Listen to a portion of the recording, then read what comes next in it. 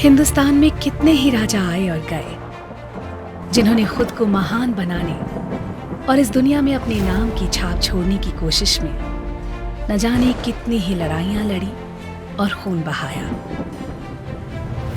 इतिहास से वर्तमान के इस सफर में इन राजाओं के नाम पर यदि आज कुछ बचा है तो बस कुछ खंडहर इमारतें और उनकी कुछ अच्छी या बुरी बातें।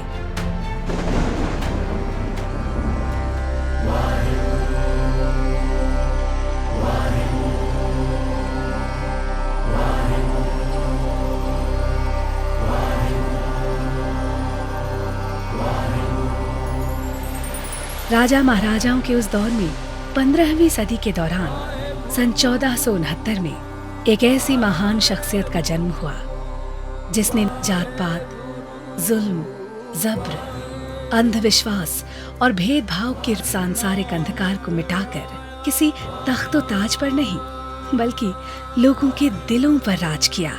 आज 550 साल बाद भी जिनका साम्राज्य अडिग है, जिनका नाम अमर है,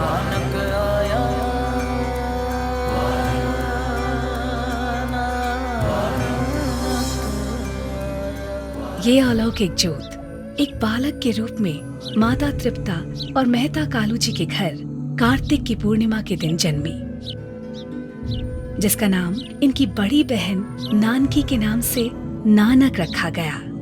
इनके जन्म के साथ ही वातावरण खूबसूरत एवं सुगंधमयी हो गया। इस दिव्य बालक के अलौकिक चरित्र को सबसे पहले समझा इनकी बहन नानकी और राय बुल्लार ने, जो इनके सबसे पहले मुरीद बने।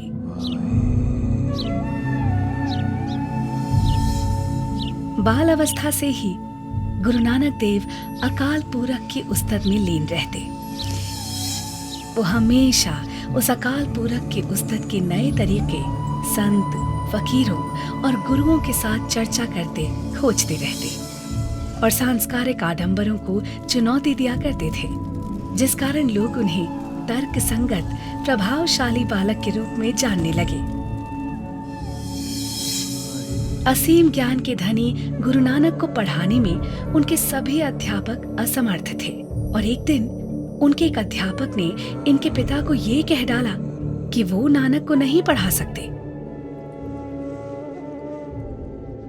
ये सुन पिता चिंतित हुए कि क्या उनका पुत्र कभी पढ़ भी पाएगा या जीवन में कुछ कर भी पाएगा। ऐसे में अध्यापक ने मेहता कालू जी को कहा कि जिसे पहले से ही सब ज्ञान प्राप्त हो, उसे भला कैसे पढ़ाया जा सकता है। गुरु नानक देव जी को अलग अलग भाषाओं जैसे अरबी, फारसी, संस्कृत में महारत हासिल थी। अभी भी इनके पिताजी इनके असाधारण व्यक्तित्व से अपरिचित थे और लगातार कोशिश करते रहे कि नानक सांस्कारिक तौर तरीकों से भली भांति परिचित हो जाएं।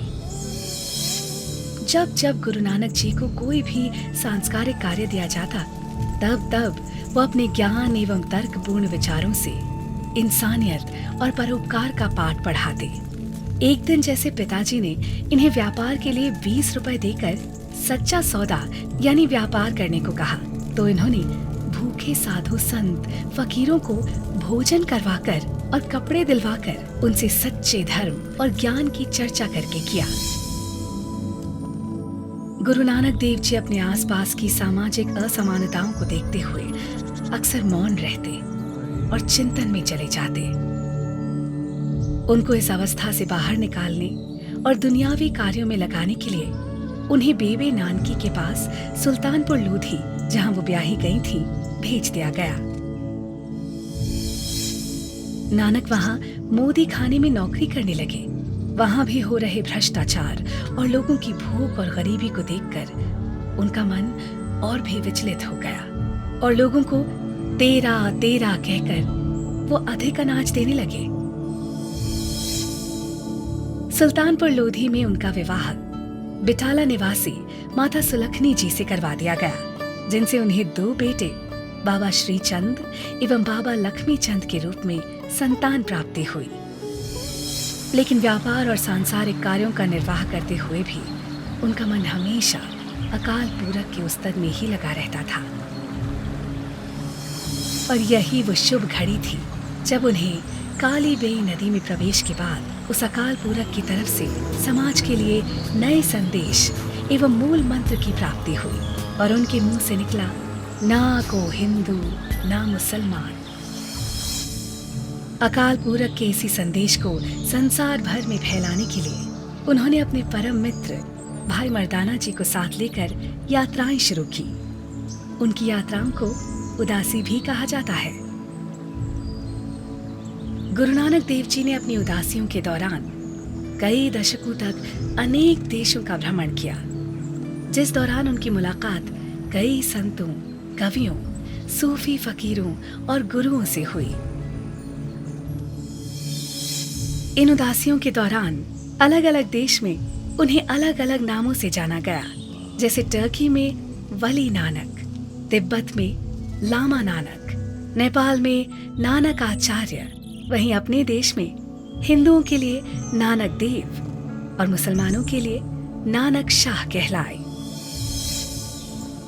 गुरुजी ने अपनी बानी के जरिए अपना प्रभाव फैलाया और समाज में चोरी, झूठ, बुराई, पाखंड, जात पात, अंधविश्वास, ऊंच नीच का सहजता से विरोध किया और अच्छाई, बराबरी, भाईचारा, दया, दान एवं मानवता की भलाई को सबसे बड़ा धर्म बताया।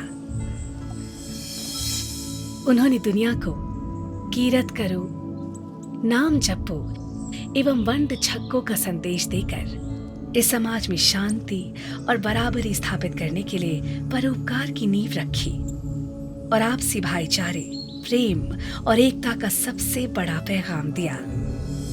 दुनिया भर में इन संदेशों को फैलाते हुए गुरु नानक देव जी करतारपुर की धरती पर आ गए और उन्होंने करतारपुर को अपना मुख्य केंद्र बना लिया, जहां वो उस अकाल पूरब की बानी को जन जन तक पहुंचाते एवं कीर्तन करते और लंगर तथा संगत की प्रथा का भी प्रसार किया। अकाल पूरब के मूल सिद्धांत को भाई लैना जी यानी गुरु अंगद देव जी को सौंपकर गुरु नानक देव जी ज्योति ज्योत समा गए। गुरु नानक देव जी सिख धर्म के संस्थापक हैं, वो धर्म जो प्रेम, परोपकार और आपसी भाईचारे के मानवीय सिद्धांतों पर आधारित है। गुरु नानक देव महाराज ने इस टूटते बिखरते समाज और उसके बिगड़ रहे ताने बाने को एकजुट कर इंसानियत का पाठ पढ़ाकर दुनिया में मानवता की नई ज्योत जला दी, जो आज भी संपूर्ण मानव जाति का मार्गदर्शन कर रही है।